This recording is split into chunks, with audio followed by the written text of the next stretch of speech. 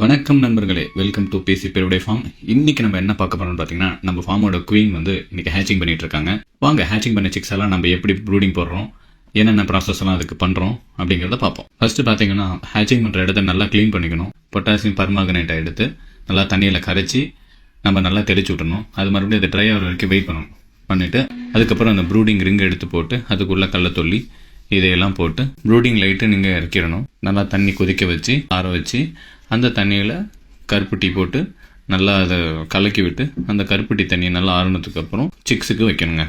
So இதெல்லாம் வச்சதுக்கப்புறம் சிக்ஸை இறக்கி விடணும்.